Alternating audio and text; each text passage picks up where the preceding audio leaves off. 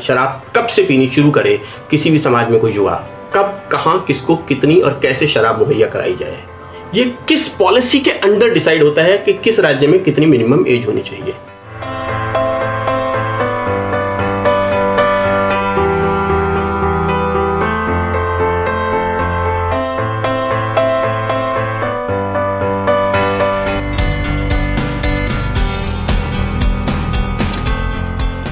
Hello दोस्तों, युवा पीढ़ी किसी भी समाज की रीढ़ की हड्डी होती है। जब भी कोई मनुष्य बालपन से युवावस्था में पहुंचता है तो वो अपने साथ कुछ अपॉर्चुनिटीज़ और कुछ चैलेंजेस लेकर पहुंचता है। उसका जिज्ञासु होना और प्रयोगशील होना उसके साथ पहुंचता है। ये उसके लिए एक चैलेंज भी है और एक अपॉर्चुनिटी भी। आज की युवा पीढ़ी ऐसे ही एक चैलेंज के साथ जी रही है। उसका नाम है शराब। अपने आसपास के माहौल में वो एक्सपेरिमेंट करता है, लेकिन सरकारें कोशिश करती हैं कि उसकी इस आदत को कंट्रोल करें। एज लिमिट डिफाइन करना, मिनिमम एज लिमिट डिफाइन करना, शराब कब से पीनी शुरू करे किसी भी समाज में कोई युवा, ये इसका एक क्राइटेरिया है।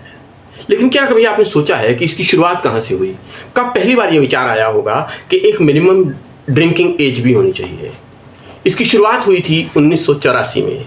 1984 में जब पहली बार अमेरिका में ये विचार आया और तब national minimum drinking age policy introduce की गई।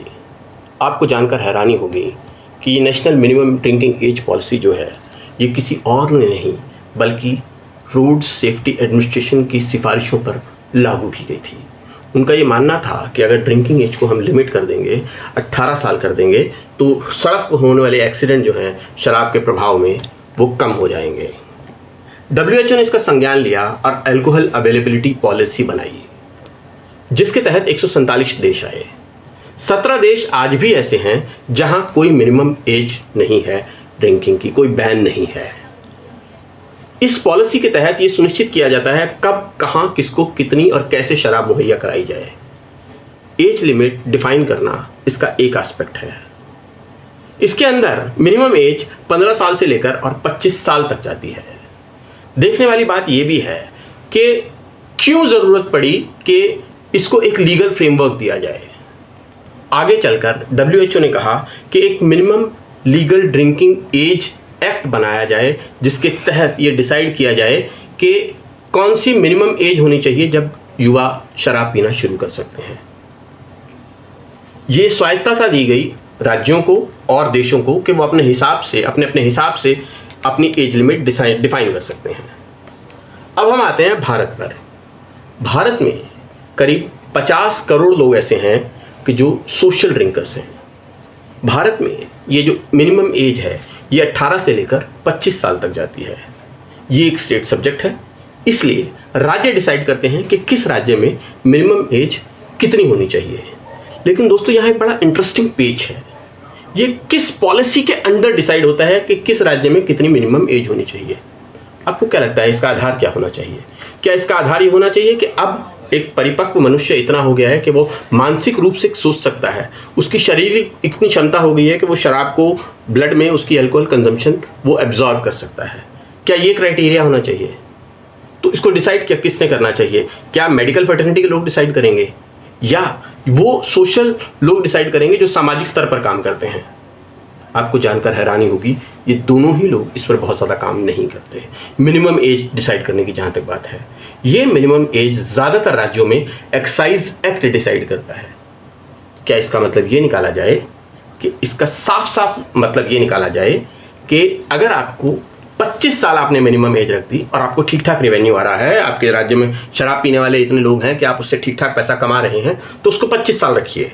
लेकिन अगर आपको लगता है कि नहीं, 25 साल की उम्र के साथ में आपको मिनिमम रेवेन्यू उतना नहीं आ रहा जितनी आपको चाहिए, तो आपको उसको घटाकर 21 साल ले आइए, 23 साल ले आइए।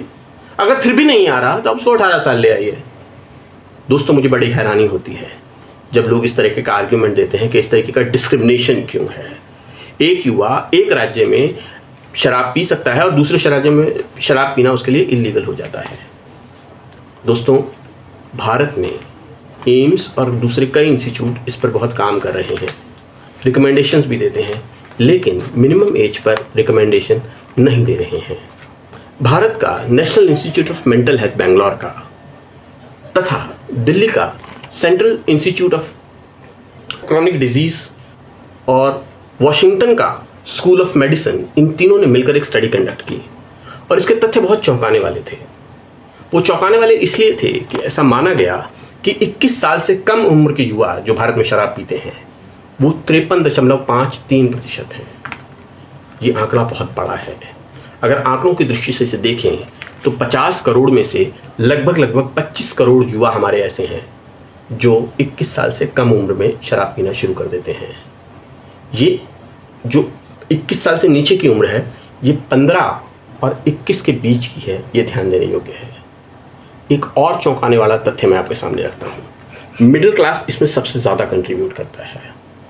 56 से 57% तक ये आंकड़ा चला जाता है।